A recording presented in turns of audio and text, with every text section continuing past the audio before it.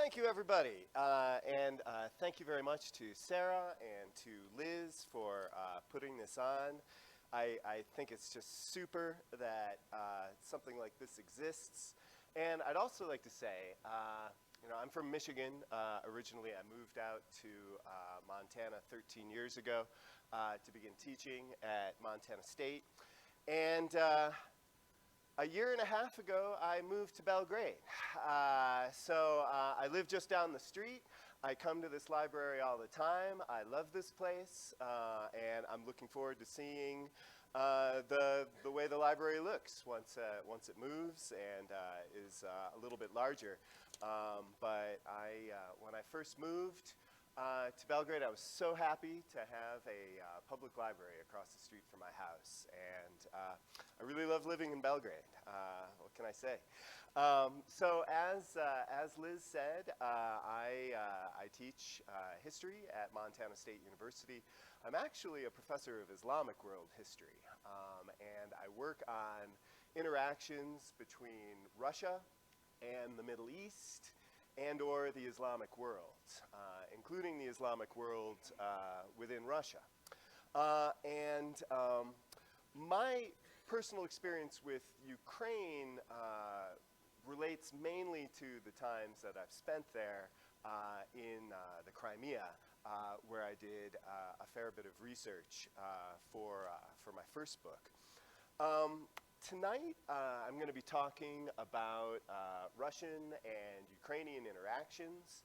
I'm going to start off with some, relatively basic information about Ukrainians and Russians and Ukraine and Russia, which might be information that some of you are familiar with already, and then moving on to a brief history of Ukraine's place in the Russian Empire and in the Soviet Union, before going on to more post-Soviet subjects and, of course, the events of the last year. So, who are Russians? Who are Ukrainians? Obviously, there are a lot of deep historical, linguistic, religious connections between Russians and Ukrainians. These affinities, of course, include language. Ukrainian is a distinct language from Russian, very different. But of course, they're both Slavic languages. There is a great amount of shared vocabulary between Russian and Ukrainian. Most Ukrainians are also Russian speakers, either as their native language or as a second language.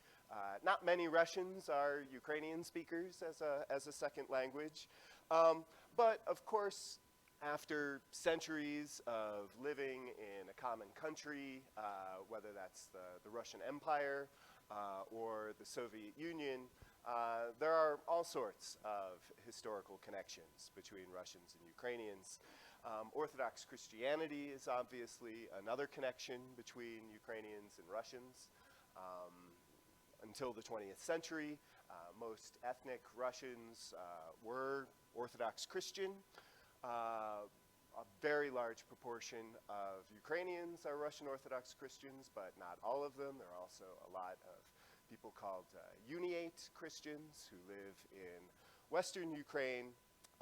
So language, religion, the experience of living in a common country, other aspects of culture, including food, alcohol, music.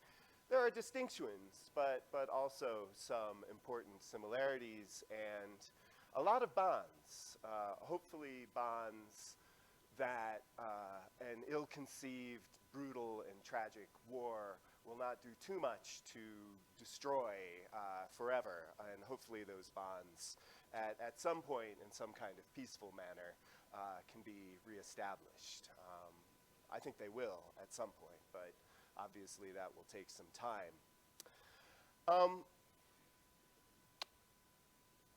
within Ukraine, the Crimea is a somewhat different place. And I have some slides. I think we'll just look at some of these slides at the very end of my talk, so something to look forward to. Ukraine, coming from the Midwest, the first time I ever traveled around Ukraine, was in 1994. I was living in Turkey in the 1990s after I graduated from college. I was teaching English in Istanbul at that time.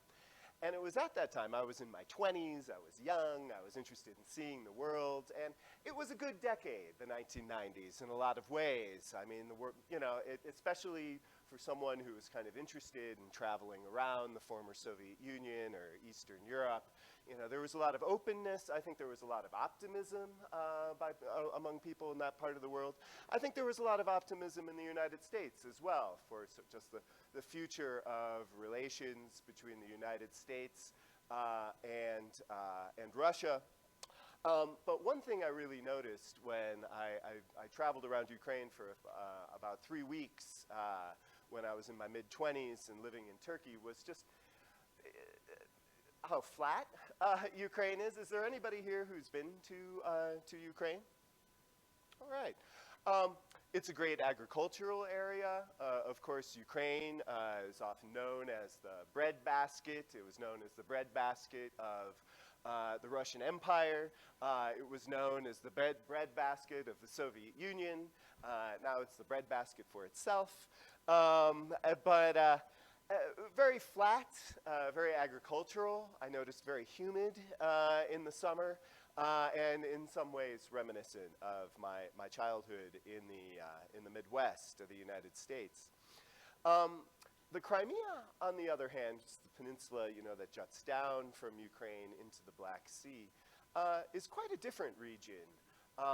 As you go down the Crimean Peninsula, about 2/3 of the way down, there's a stretch of mountains. And between those mountains and the Black Sea, it's a subtropical climate. I felt the first time I visited the Crimea, I felt that like I was in the Caribbean or something. It was very lush. There were palm trees. There were just grapes growing on trellises. It's a very lush, mountainous, humid area that topographically is quite different from the rest of Ukraine, and has quite a different history as well. What we might call the indigenous population of the Crimea, it's a population that's been there for roughly 1,000 years, are Crimean Tatars. Has anybody ever heard of Crimean Tatars? Does anybody have an idea of who they might be? Crimean Tatars are a Turkic-speaking, largely Muslim community that developed out of the Crimean Khanate, which there were the series of Muslim principalities that were established in Russia and other places by the grandchildren of Genghis Khan. So in various parts of the former Soviet Union, what is today Russia, there are sort of the remnants of these former Muslim principalities.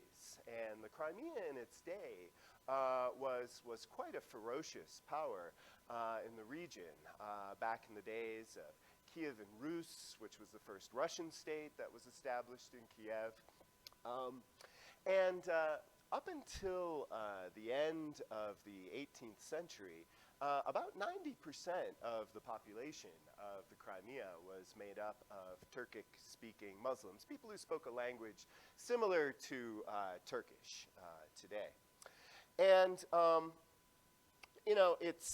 the Crimean Tatars gradually became a smaller and smaller portion of the population in the Crimea. Although in 1944, at a time when one might think the Soviet government had other issues to worry about. The entire Crimean Tatar population was loaded up on boxcars and sent to Central Asia. People were given 3 days to collect their things. They were allowed to take 2 bags per person. And in April of 1944, were sent to Siberia and Kazakhstan. The thinking, or at least the rationale for doing this, was the Soviet government accused the Crimean Tatars of having collaborated with the Nazis as Germany had occupied the Crimea during World War II. And so really up until the end of the Soviet Union's existence, there were no Crimean Tatars living in the Crimea. About a third of the population had died on their way to Siberia and Central Asia. A large number of people died that first winter, because Crimea is a very warm place. If somebody had grown up in the Crimea, they probably wouldn't really be prepared on 3 days' notice to just move to Siberia or northern Kazakhstan, which is where the majority of people were sent. And so this wiped out a considerable portion of the population. It was only as the Soviet Union was breaking up in 1991 that Crimean Tatars were finally allowed to return to the Crimea. Up until the annexation by Russia of the Crimea in 2014, Crimean Tatars constituted about 10% of the population of the Crimea. So I'll talk about them a little bit later on today, but as we kind of think ahead of what the world might look like after this war in Ukraine is over, and what country the Crimea might conceivably end up in either Russia or Ukraine, Crimean Tatars will probably be part of the calculation as well. And so I'll be talking about them a little bit later on this evening too. So I started this talk by mentioning that there are a lot of common bonds, historical bonds, linguistic bonds, religious bonds between Ukrainians and Russians.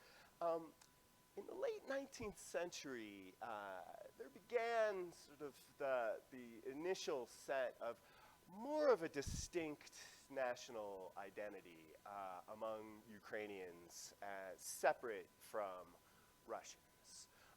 For centuries in the Russian Empire, people had been largely administered according to religion.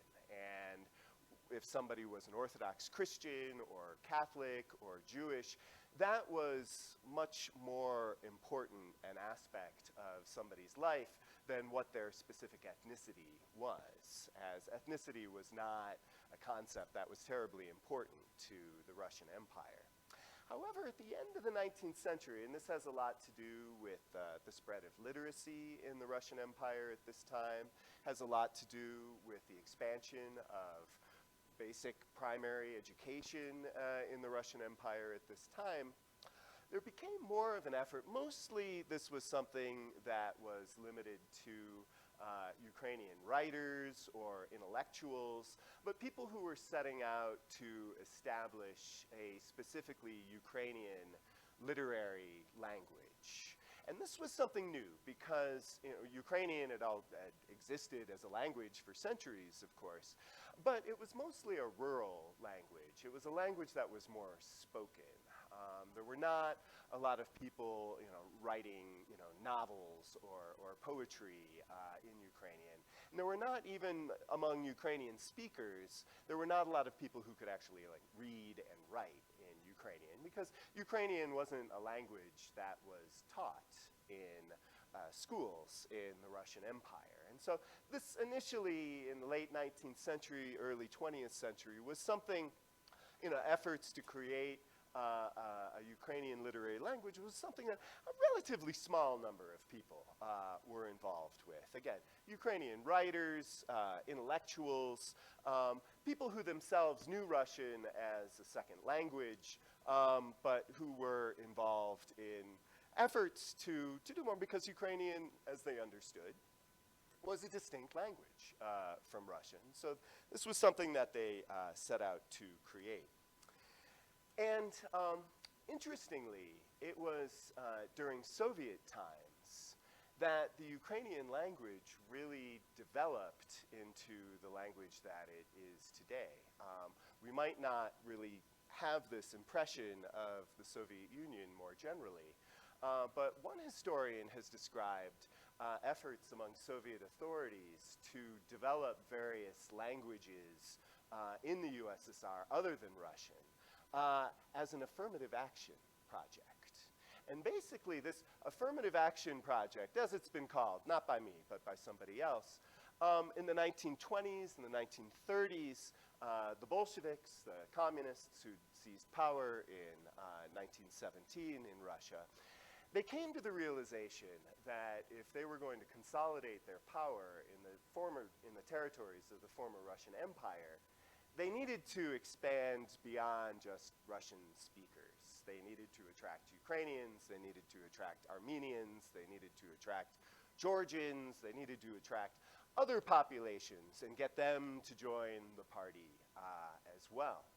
And part and parcel with this was an effort to create schools that would teach the various languages of the Soviet Union, so other than Russian, that would publish books, novels, short stories, poetry, etc., in the various languages. I mean, we're talking about dozens of languages in the Soviet Union.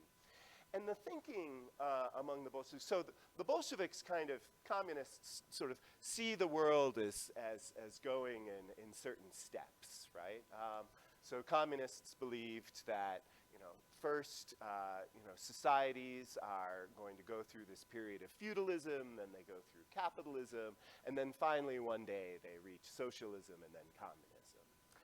And the people who were running the Soviet Union in the 1920s and 30s similarly thought that if they could get ahead of nationalism, that nationalism might run its course in the Soviet Union, and then it would cease to be a threat to the survival of the Soviet Union. Because how do you hold a country like the Soviet Union together with so many different nationalities?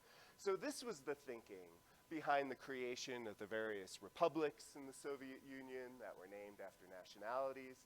This was the reasoning behind encouraging the study of learning how to read and write of languages other than Russian.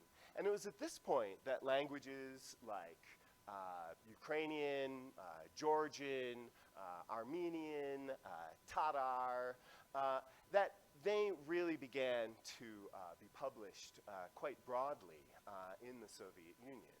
And so while we might not really think of the Soviet era as a time of, encouraging other nationalities to, develop their languages and encouraging people to learn those languages, in fact, in the early decades of the Soviet Union's existence, that's precisely what happened. And so it was in the 20s and 30s that it became common for people living in the Soviet Socialist Republic of Ukraine, a republic but part of the Soviet Union. It was in the 20s and 30s that it became common for people living in Ukraine to learn Ukrainian in school, and it became common for Ukrainian language newspapers to be published. This is something that had never existed in the Russian Empire. And it became more common for Ukrainian alongside Russian to be a language of public discourse in Ukraine, something that really had not been the case during the time of the Russian Empire, where people were speaking Ukrainian, but it was more in the country, more on the farm, didn't really have that much of a written form at that time. So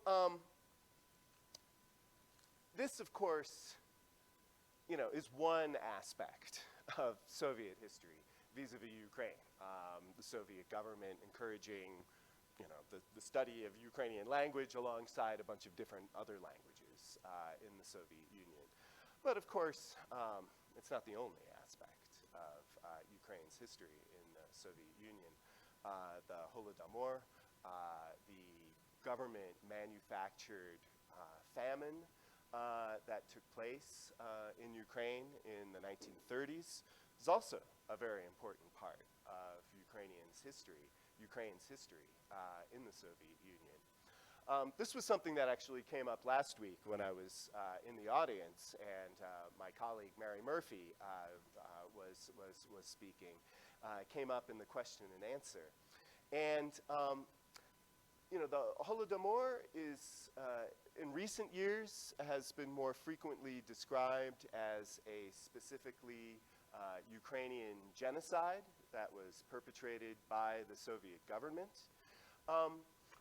Okay, I mean, this isn't an area of Russian history that I particularly specialize in, so I'm not going to say it was a genocide or it wasn't a genocide, but I will say this. Ukraine was not the only part of the Soviet Union where the Soviet government was manufacturing famines in the 1930s. This was something that was done in a number of regions of the Soviet Union, including parts of Russia. And it wasn't simply Ukrainians as a nationality who were targeted. The real target was a category of wealthy peasants known as kulaks, K-U-L-A-K-S. And kulaks, I mean, this was a term that was invented basically by Soviet authorities in the 1920s to describe, you know, small-scale farmers who were doing well. And so we might not ordinarily think of peasants as people who can be wealthy. I mean, we tend to, in our imaginations, think of peasants as being poor and like not doing very well with the land, but that wasn't always the case. And particularly in a place like Ukraine, with its rich agriculture and its black soil, there were a number of kulaks, peasants who were relatively well off, who didn't feel like requisitioning their crops to a collective farm, who didn't feel like giving their cows to the collective farm, who slaughtered their animals, cured the meat, hid you know, their yields, both the produce that they grew and the meat that they had, and then Soviet authorities would go in and search their place, and arrest people, and confiscate the food. So this was something that was taking place in a number of regions wherever Soviet authorities felt that there were wealthy peasants who were hiding food from the collective farms and weren't giving up their fair share to the collectivity. And this was something that was took place largely in Ukraine, but not only in Ukraine. So it was definitely an attack against a class of people. And in the case of Ukraine, it ended up being an attack on Ukrainians themselves.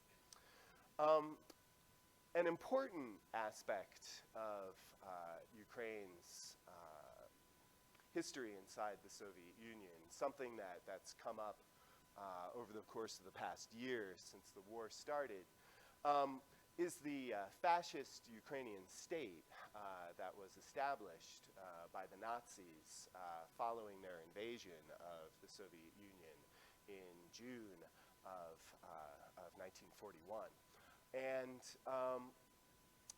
this is something that Vladimir Putin has referenced on a number of occasions, because Putin is one of the justifications that he's come up with respect to the war in Ukraine is that Ukrainian Nazis are mistreating Russians in Ukraine today. And this is a very, very old sort of concept that people refer to in Russia and elsewhere in the former Soviet Union. For those, how many of you have been reading The Last Green Valley, by the way? Yeah, nice. So, you know, I mean, this is a subject that's really kind of at the heart of that book, of people who are put into an impossible position. On the one hand, they've got the Bolsheviks. On the other hand, they've got the Nazis. two brutal genocidal regimes on either side of them. And one of the results of the German invasion of the Soviet Union was creating this fascist Ukrainian puppet state. And you know, as is the case with the people that you read about in The Last Green Valley, I mean, some people ended up looking to this government because they believed in fascism and Nazis, others not.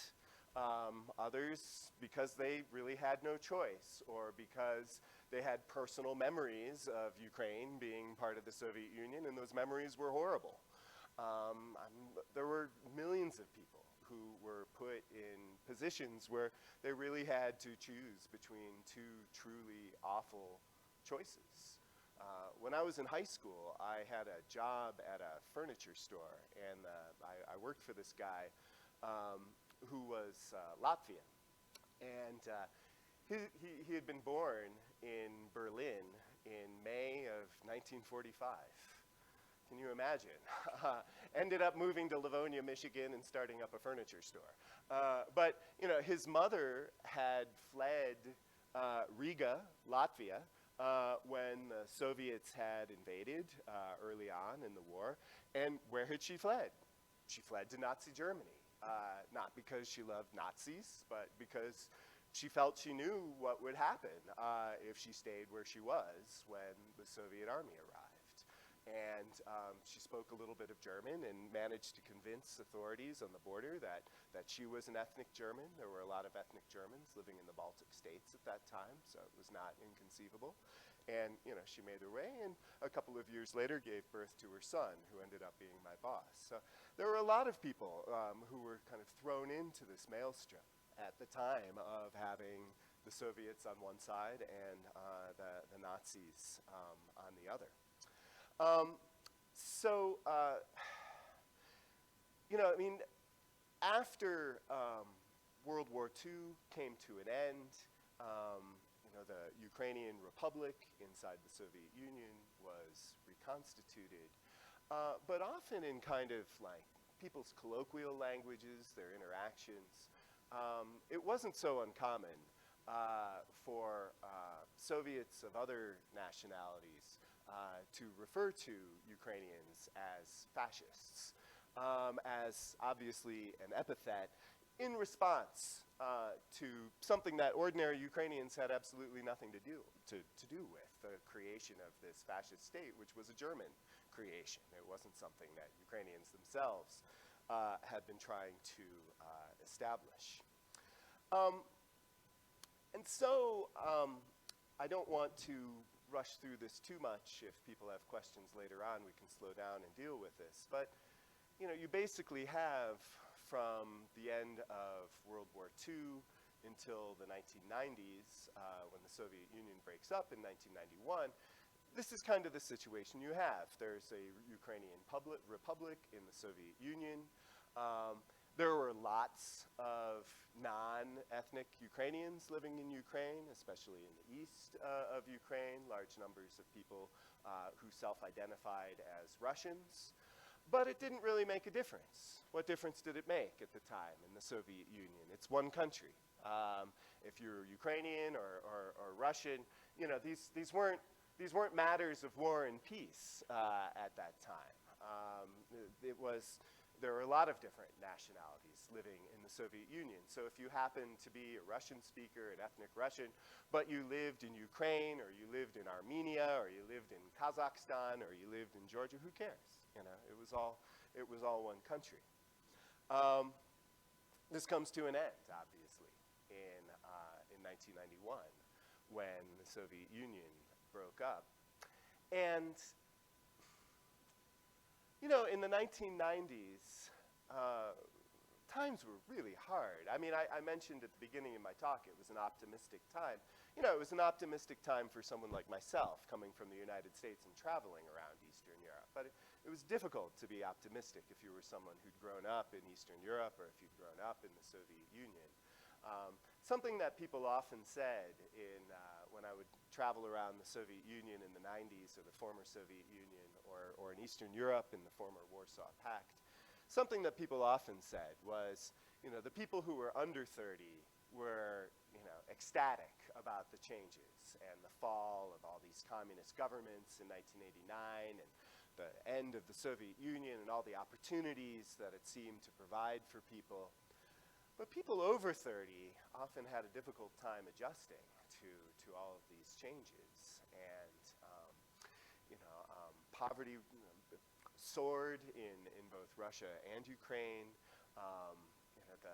especially among men. Not only standards of living dropped, but life expectancy dropped. In both Russia and Ukraine, life expectancy for men dropped below 60 years of age in the 1990s. I mean, at the time, in the mid-80s, in the Soviet Union, life expectancy for men and women was in the low 70s. It was, maybe a year or so less than what we had in the United States at that time. So, that's really quite a change. Russia in the 90s appeared to be emerging as more of a stable democracy than Ukraine in the 90s. The Russian economy was an absolute mess in the 1990s, but so was the Ukrainian economy. But for as long as conditions were so difficult in each country, both countries basically were on their knees, and neither one of them was in any position to begin demanding a changing of borders or anything along those lines. But some things happened starting in the early 2000s. One important thing that happened was the accession of Vladimir Putin to power at the beginning of the year 2000. Something else that happened was the expansion of NATO eastward. And so initially in the 1990s, it was mostly countries in the former Warsaw Pact that were absorbed into NATO. So Bulgaria, Romania, Hungary, Czech Republic, Slovakia, Poland, Eastern Germany became part of Germany. Yet, on the Russian side, as the Russian economy began to recover, as Russia became a little bit more aggressive vis-a-vis its neighbors, increasingly there was rhetoric about NATO's expansion eastward being a threat to Russia. And so, as far as the ex-Warsaw Pact was concerned, as far as Eastern European states were concerned, again, Poland, Hungary, Bulgaria, Romania, Czech Republic, Slovakia, there wasn't very much that Russia could do. However, with respect to the former territories of the Soviet Union, this became a real battleground between the United States and Russia over influence. Increasingly, Ukraine and Georgia emerged as two countries where there was an especially contentious tug of war between Russia and the United States for influence.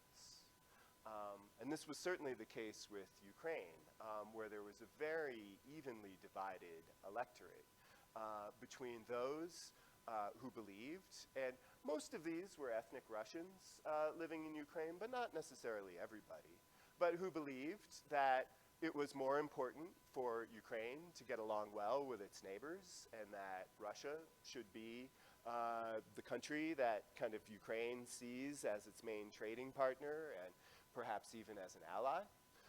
Whereas there was others, again, about half of the electorate in Ukraine, that instead preferred a more Western orientation, and especially closer relations with the European Union, but also potentially with NATO as well. And this was this turned into, really kind of like a seesaw swinging back and forth, with a government for 4 years in Kiev supporting closer integration with the West, and then be replaced by a government favoring closer integration or reintegration with Russia. This ended up becoming quite violent after a series of revolutions that took place in former Soviet countries, so-called color revolutions that occurred in the first decade of the 21st century. So there was an orange revolution that took place in Ukraine and overthrew a Moscow-leaning politician who people believed had stolen an election. There was a Rose Revolution that took place in Georgia, which similarly overthrew leaders who had been more pro-Moscow in their outlook, and they were replaced in this revolution with people who had more of a Western outlook. There was a revolution in Kyrgyzstan as well. I can't remember what color that was specifically.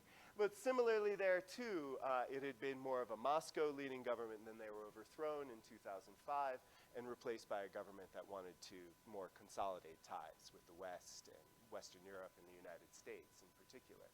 And it was at this time that Vladimir Putin seems to have decided that this is something that he needs to push back on and fight back as far as he was concerned. And in 2008, Russia invaded Georgia. There were 2 republics inside Georgia where large numbers of people who were not ethnic Georgian lived. One of those republics was called Abkhazia. Another one was called Southern Ossetia. These were minority populations that lived inside Georgia and had appealed to Russia to defend them from what they had presented as mistreatment from the Georgian government. So Russia invaded and to this day occupies these 2 northern republics inside Georgia, which, okay, on the one hand, gives Russia a little bit more foothold in the Caucasus, in that area of the world, but did something even more important. Because Georgia, alongside Ukraine, had been going back and forth and had a roughly divided electorate between people who favored more integration with Russia and those who preferred the West.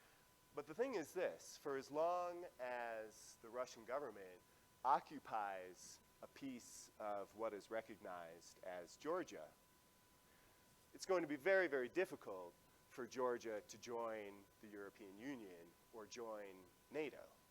If a country is occupied by another country and then joins a military alliance where everyone is bound to treat an attack or an invasion of one country as an attack upon themselves, that's something that could lead to a serious war very quickly.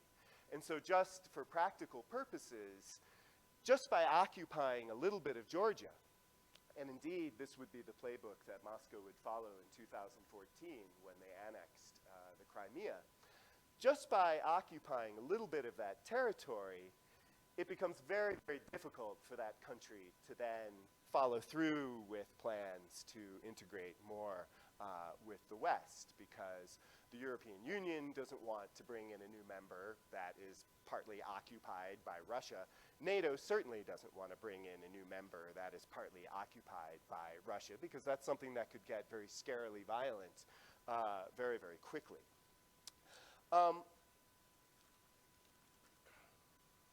So that was Georgia in 2008, and obviously there have been more recent events that have taken place. In 2014, the Crimea was annexed by Russia, and again the thinking is the same. For as long as Russia is occupying the Crimea And for as long as internationally people see the Crimea as part of Ukraine, and more importantly, for as long as the government in Kiev sees the Crimea as part of Ukraine, it becomes very difficult for that entity to join the European Union or join NATO. And after the annexation of the Crimea, that's kind of what I was thinking. I was thinking, okay, you know, kind of the goal here is to occupy enough of Ukraine to prevent Ukraine from joining Western institutions of the sort that Russia does not want Ukraine to join. I'll be honest with you. I was surprised when Russia invaded Ukraine a year ago. I mean, I along with most of you, I'd been watching the news and reading what was going on. And, you know, frankly, I thought Putin was bluffing. You know, I can admit that. You know, my sense of the situation at the time was that what Putin was really looking for were concessions with respect to NATO more generally. Because this is, you know, those were his demands. When the Biden administration in December of 2021 announced that, you know, Russia and Belarus were massing on the border with Ukraine, and that they received intelligence that Russia planned on launching an invasion of Ukraine. And they had a summit, the Skype summit. It wasn't a face-to-face summit between Biden and Putin.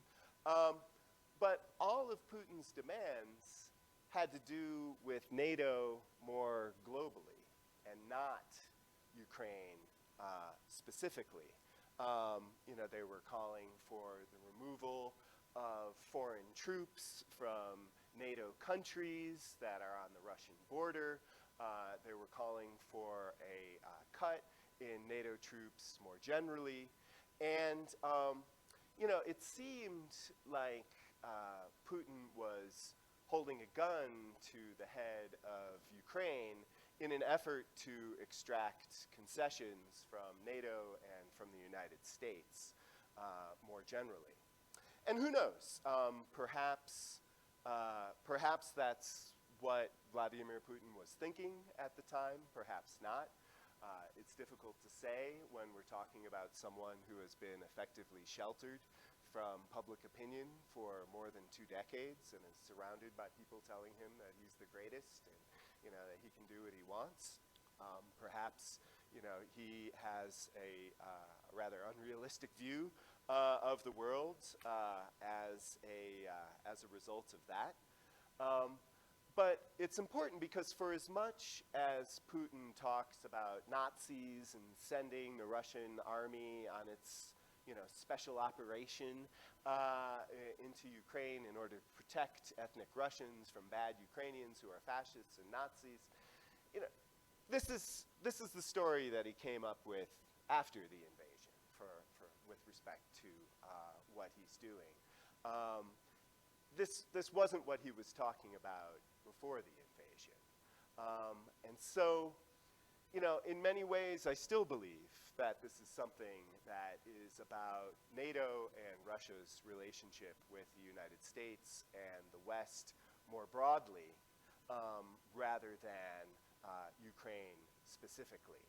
And I think even though the Russian leadership has come up with a lot of explanations and excuses for why they're targeting Ukraine in particular, my personal feeling is if the United States and the West and the European Union just said, okay, you can do whatever you want in Ukraine, we don't care, a year from now, 2 years from now, we would be having the same conversation about Lithuania or about Latvia or about Estonia or about Moldova.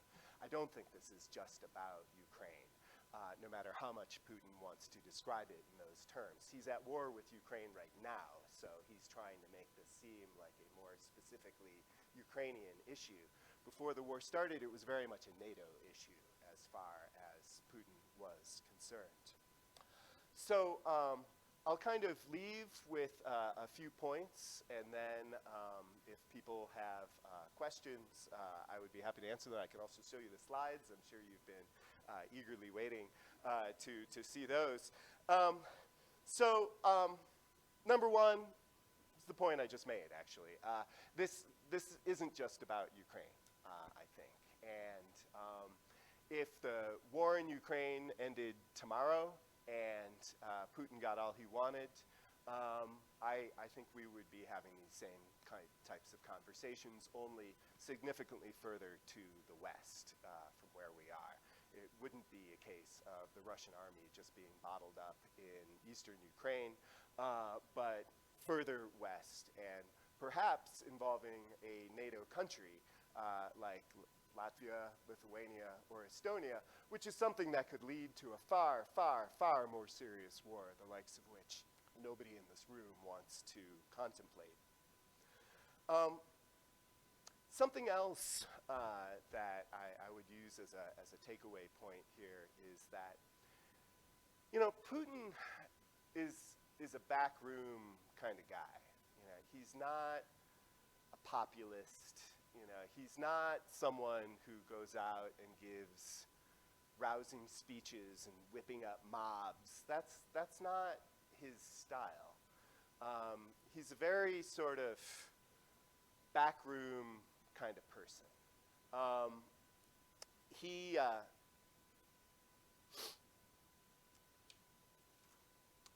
But what he's trying to do right now is quite dangerous.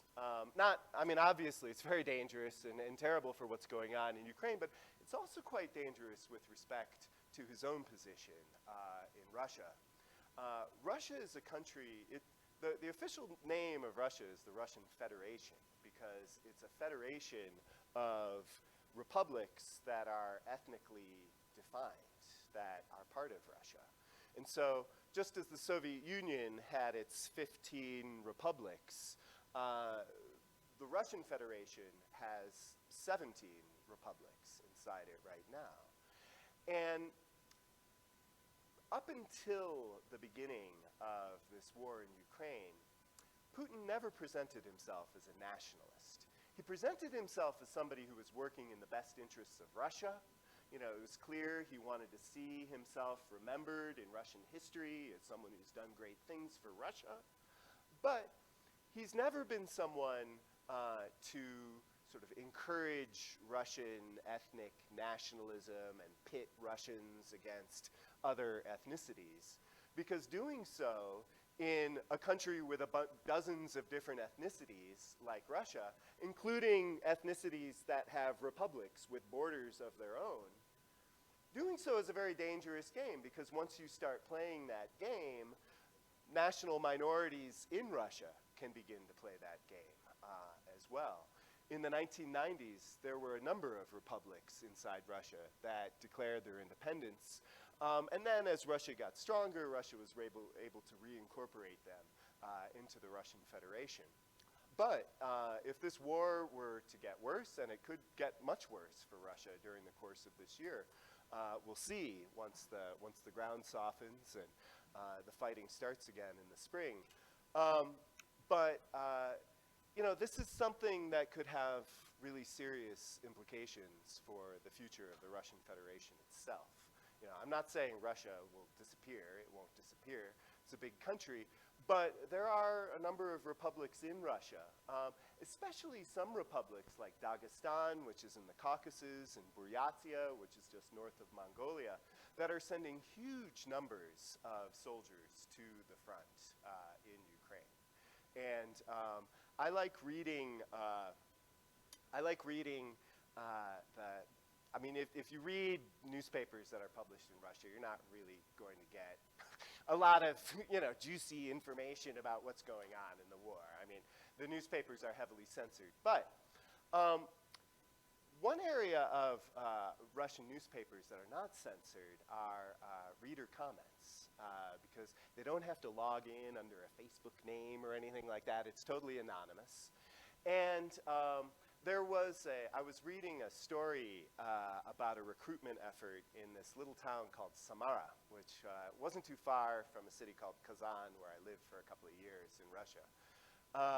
In Samara, there was a recruitment effort, and people signed up, and it was just a very kind of what you'd expect in a country with limited press freedom, a very sort of bland article saying, this number of people came up and they boarded and they're on the special military operation and then they're going. But then the reader comments were furious. They're saying like they're sending people out without adequate boots, they're sending people off without adequate jackets, people have to, they don't have weapons, they have nothing, and just bitter, angry responses by people, under the cloak of what they believe, hopefully it really is, internet anonymity, critical of what's going on. So who knows, maybe Vladimir Putin will be in charge forever, but there is indeed a history in Russia of Russian leaders, even Russian leaders who at one point might appear to be sitting on the most stable throne in the world, nevertheless collapsing quite unexpectedly. At the end of the 19th century, the Russian Empire was considered one of the smart places to put your money. You might want to bear that in mind in the future with people advertising other smart places to put your money. But it had the second fastest growing economy in the world, Russia did, in the 1890s after the United States. It was the number 2 place for foreign investment in Europe at that time, if we include Russia in Europe. It seemed like Russia was a country that was going places. They were building schools, they had roads. But the thing that the Russian leaders were trying to do at the end of the Russian Empire is they were trying to modernize Russia in every way but one. They were trying to make the best educated subjects of Russia they'd ever had, the most literate they'd ever had, the most mobile, the most urbanized, lots of people leaving the countryside, moving to cities, working in factories. They were trying to modernize Russia in every way but one. What's the one way that they weren't trying to modernize Russia? Politically. So the idea is like, people are going to have more money, people are going to know more about the world, people are going to be able to read, people are going to know things, and they're just going to be really grateful, and that's going to be it. Well, it doesn't work out because people end up having more and more demands. They do. Indeed, Iran, before the Islamic Revolution, is kind of another case like this. I might be giving you whiplash to be switching to Iran, but the Shah of Iran tried to do the same thing. He had all this oil money from the early 1970s. He was building roads. He was building hospitals. He was sending young Iranians to the United States and France to study engineering, come back. But guess what? They came back from the United States and France also demanding more democracy, also making more demands on that government. They weren't just saying, thank you, Shah, for sending me to study petroleum engineering, like they were trying to do more. The Soviet Union as well, 10 years before the Soviet Union broke up. Who would have guessed that the Soviet Union would be gone? I mean, it seemed like, okay, Soviet Union, not maybe a great example of stability, but like this country isn't going anywhere. This country will be here until the end of time. And in the span of a very short period of time, it disappeared. It was wiped off the face of the map. And Putin similarly, even putting aside the war, even if we could go back a year in time and talk about Putin even before this war in Ukraine began, he was following a similar playbook. Russians, I've been traveling to Russia since 1993. Starting in the early 2000s, I was there every year between 2000 and 2010. Then for about 5 years, I wasn't in Russia. Then I started going again in 2015. And, the amount of just economic progress and infrastructure that's been built in Russia, and not only in big cities like Moscow or St. Petersburg, but in smaller cities as well. I mean, yes, there was no democracy. yes, a lot of popular expression was smothered, but Putin's gamble was, well, I'm going to modernize these people's lives in every way but one. Russians are going to be better educated than before. They can travel to different parts of the world. They can see different things. We have more money now. We're living a lot better. We have more roads. We have more universities. We have everything. And people are just going to be grateful. And that's going to be it. It doesn't work that way. And people in Russia are afraid. They don't want to come out against Putin for obvious reasons. It's hard to say what might happen. But this isn't the first time that Russia has been in a position like this historically. And I love Ukraine. I love Russia. That doesn't mean I necessarily love the Russian leadership. I don't. I don't know what's going to happen in this part of the world going forward. But I would be very surprised if this ended up working out well for Russia. And my main concern is that Russia is not ultimately defeated, but they're defeated in Ukraine, and that perhaps somebody even worse than Putin would end up taking power. Because I'd have to say, one thing I've learned as an historian is things can always get worse. And that's not, but things can also get better. But things can always get worse. And if I would not be surprised if Putin ended up being pushed out of power, because there is no ideology behind Putinism. There's no, he's not really associated with any particular idea.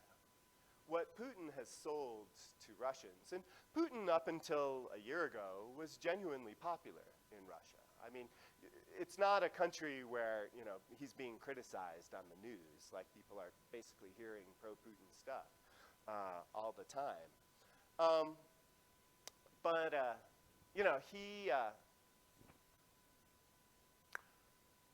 I've lost my track of thought, I'm sorry.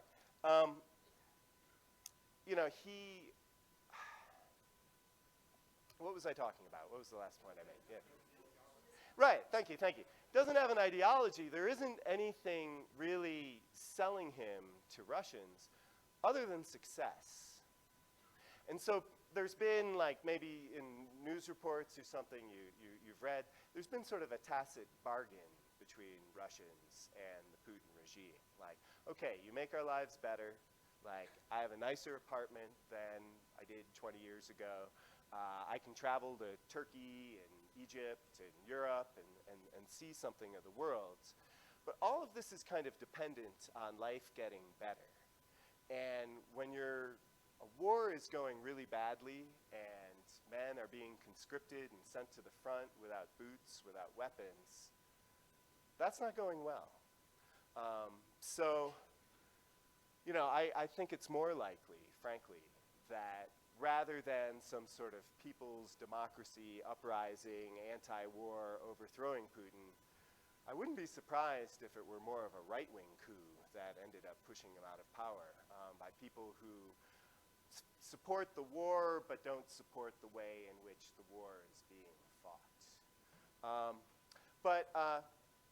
I would just like to kind of end this, and then I'll show you a couple of these slides, but I would just like to kind of end this by saying, Russia is a beautiful country, Ukraine is a beautiful country too, and it's important to distinguish leaders from the countries that they run.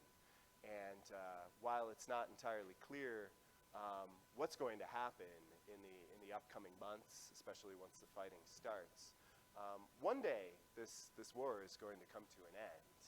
And it'll be very interesting to see what kind of options we have for Russia and Ukraine after this war ends. So thank you very much.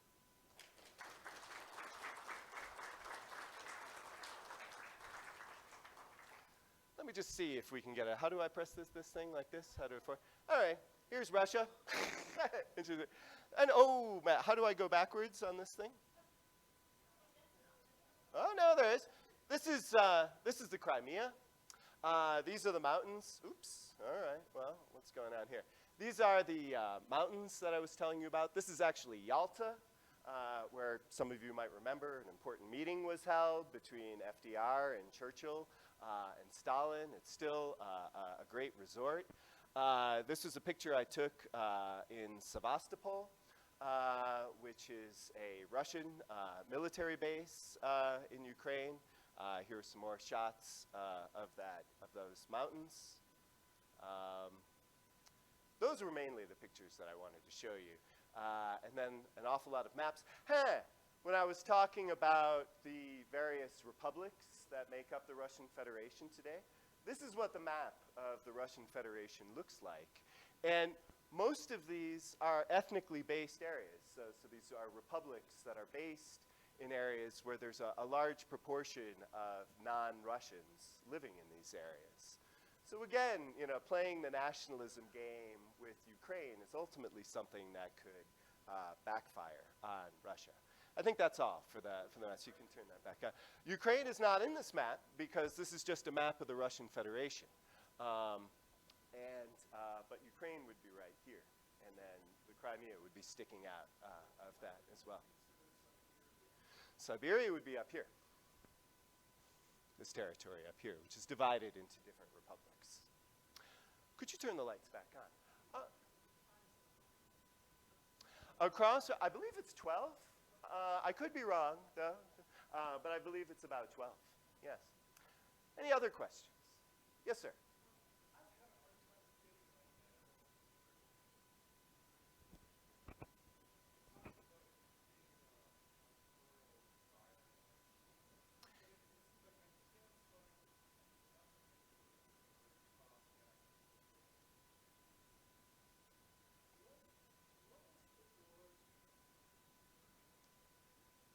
Well, I mean, Ukrainian is its own language. I mean, it's a distinct language from Russian.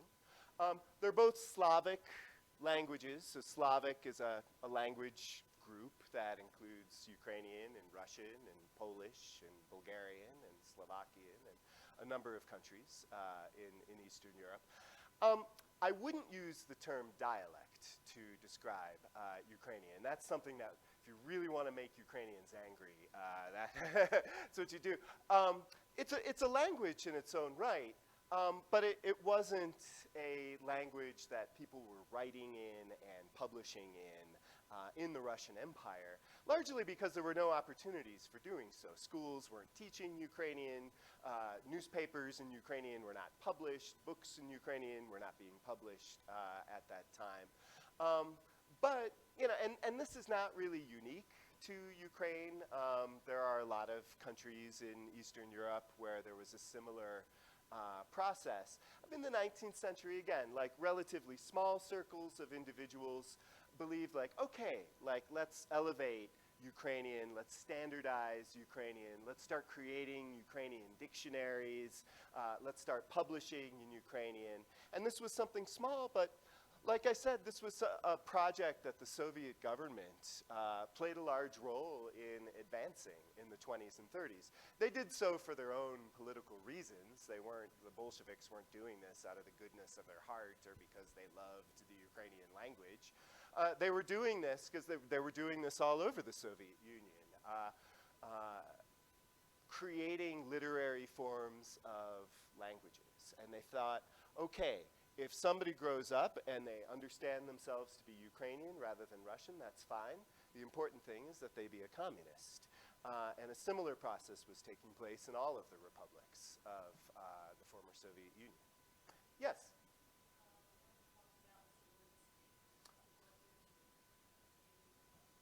He seems like a very brave man.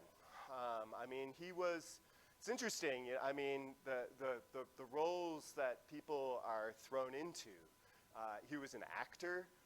He had no real political experience prior to becoming president. He's somebody who was kind of taken as a joke by a lot of people, maybe by Putin as well, and perhaps encouraging Putin in that respect. He seems like somebody who shows you what the possibilities are when an individual can rise to the occasion. Yes, sir. Strategically speaking, how important to Russia is having one world war? Well, not all that important, because since the end of World War I, Russia has had access to the Mediterranean through the straits. So there's the Black Sea, and then has anybody here ever been to Istanbul? My old town. Oh, nice. Yeah, that's where I lived for 7 years in the 90s. So the Bosphorus Straits, which divide Istanbul and which divide Turkey into European and Asian parts, the Turkish government is not allowed to close those straits. It would be considered an act of war. And so ever since the straits... Well, no, on the straits it's Turkey that's on both sides. Yeah, and that would get them. So, you know, the Turkish government is not in a position where they can close those straits. So at least legally, technically, Russia has access to the Mediterranean. Of course, if there were some war between Russia and NATO, Turkey is a member of NATO, and they would close those straits. But Ukraine is the only place they have a war. Right, Sevastopol. Yeah. The Black Sea. So if they don't have Ukraine, they don't have any Black Sea ports. They do not. Well, they do have some of their own Black Sea ports, but they would be in the same situation of still having to go through Turkey in order to get to the Mediterranean. And again, in times of peace, unless Turkey is at war with Russia, those straits are open and Turkey isn't allowed to close them.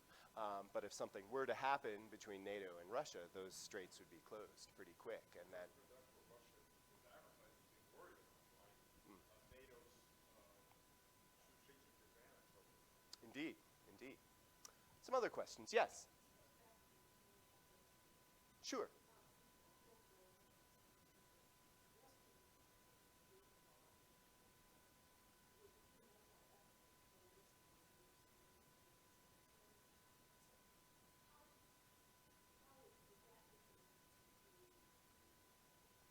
Well, it's part of a much broader story that's been taking place over the last 100, 150 years that I often describe as cosmopolitanism in reverse. So Lviv, yeah, had Jews, had Poles, had Russians, had Ukrainians, lots of different people who identified as Ruthenians as well. We came this close to having a Ruthenian state at the end of World War I. Who knew?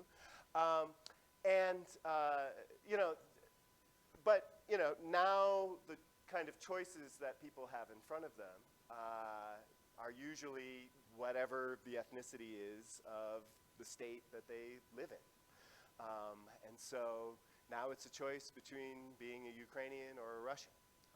Whereas in imperial times, in these broad, enormous empires, which had lots of different populations living in them, these were much more cosmopolitan states than the kind of modern nation states, Ukraine, Poland, Czech Republic, you know, that exist today. So, you know, I would say this isn't really a uniquely Ukrainian phenomenon. This has been the story of the world over the last 125 years. Yes?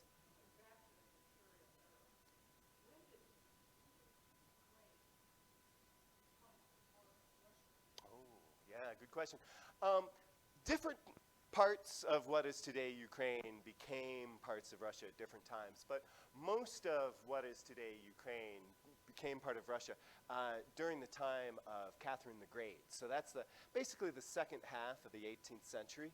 Yeah, and that's when the largest chunks. But parts of Ukraine had been, you know, part of Lithuania and a previous Lithuanian state, and a Polish state, and parts of Austria as well. Parts of it were in Austria, and so, you know, it's difficult to say. But most of what we know of today as Ukraine became part of Russia in the second half of the 1800s, the 1700s, through military conquest. That was Catherine's. That was her way of doing business. She didn't mess around. Yes, sir.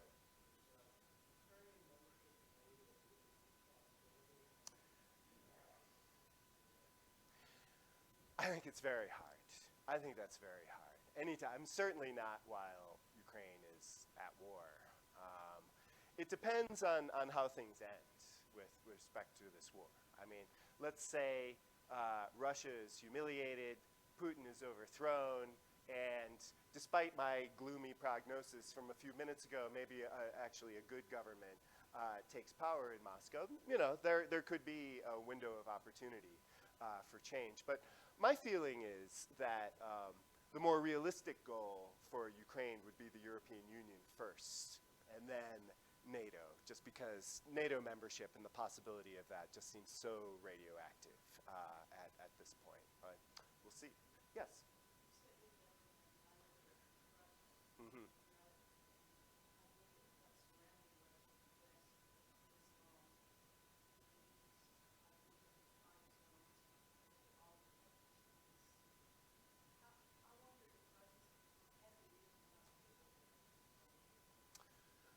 Not today, I would say. But, you know, these are things that take time. And, you know, I mean, time will tell, I suppose, with that. But yeah, it doesn't sound like a very realistic scenario anytime soon. But perhaps what would be best for Ukraine would be a moment of breathing space, like in the 1990s, when Russia was weak and needed the United States and wasn't really in a position to say no. And if Ukraine had joined NATO 25 years ago, there wouldn't be a war taking place in Ukraine right now. It's precisely because Ukraine is not in NATO that they were attacked. Yes, sir.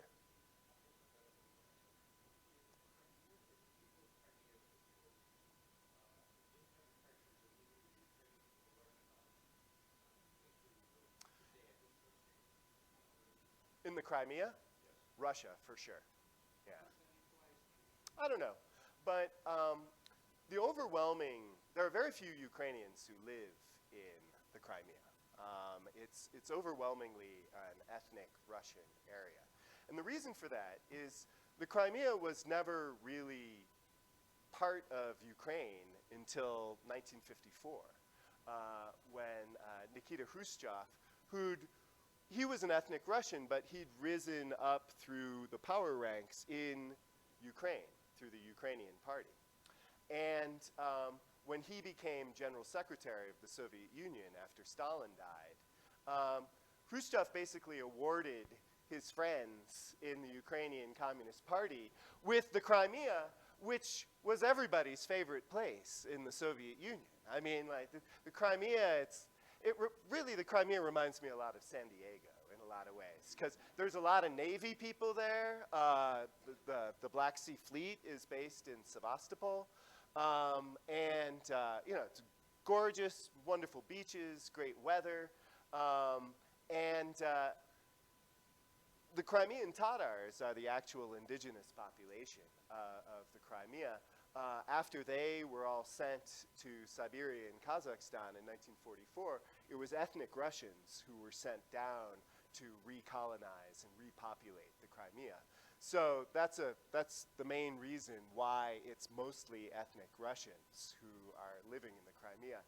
And I will say this, even if Russia ends up getting routed in its fighting in Ukraine and in eastern Ukraine, I think it's going to be very difficult for the Crimea to ever become part of Ukraine again, because unlike most of Ukraine, with the exception of, you know, the kind of fringes in the east, you know, most of people in Ukraine want to resist this. I mean, even ethnic Russians, just because somebody's an ethnic Russian living in Ukraine, that doesn't mean they love Vladimir Putin. That doesn't mean they want to live in a country that's led by somebody like Putin.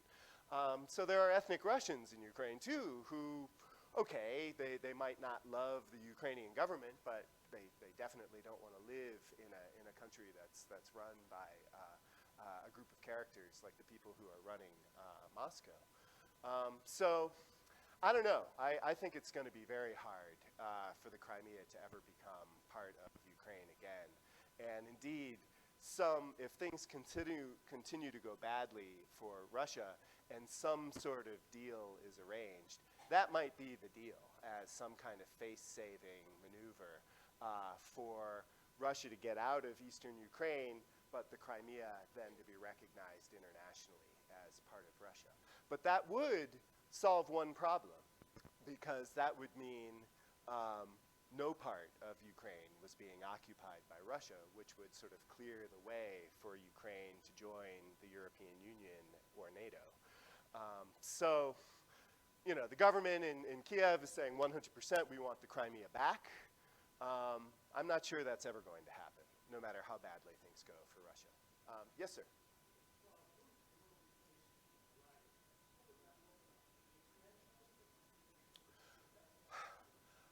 I think the real criticism by elites in Moscow are people who favor the war, but just don't think it's being prosecuted correctly. And are saying, well, let's try other things. Let's try other maneuvers. Let's send more people. Let's replace these generals. But we'll see. I mean, I don't have a lot of confidence in, you know, the prospect of Jeffersonian Democrats, you know, overthrowing Putin anytime soon. And I used to think, yeah, I mean, it's hard to imagine, you know, with Putin like threatening the use of nuclear weapons. It's hard to imagine somebody worse than Putin at this stage in the game, but the world has a way of creating people that we can't imagine. And, you know, I don't even want to know or think about what that could look like, frankly. But I would say that would be the more likely scenario, in my opinion, if you were to go. It would be pushed out by the right rather than, you know, a pro-democracy movement or something like that.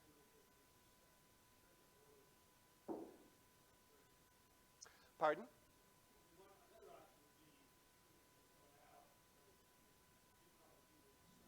True. I don't know. You know, it's speculation at this point. I have no crystal ball. I don't know. Yes, sir. Do they have any estimates how many people died in that famine, the famine in the 30s in Ukraine? I'm sure there are estimates. I don't know offhand. It's more than 1 million. It's something that's been written about quite a bit. Anne Applebaum wrote an interesting book about it that came out about 5 years ago, and sort of a, you know, an interesting history of that situation. I'm sure the hard numbers are known, or at least estimates. Yeah. Any other questions? Yes, ma'am.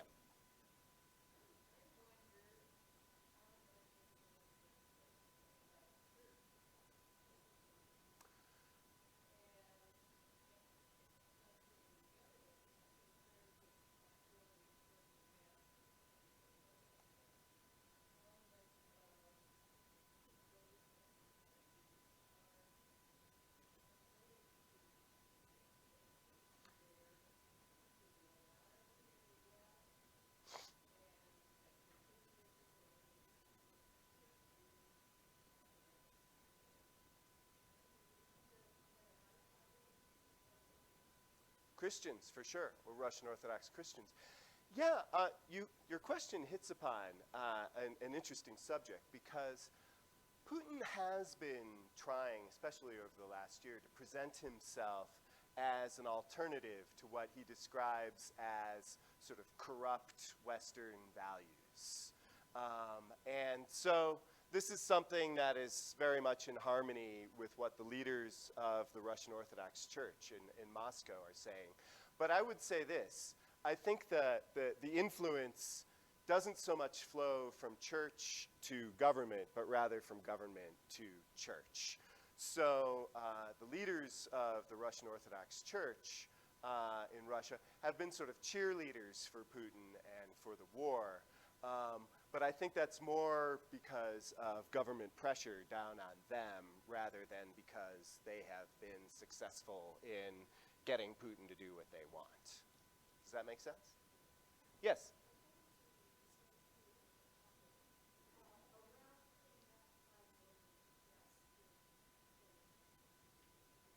Okay. Thank you.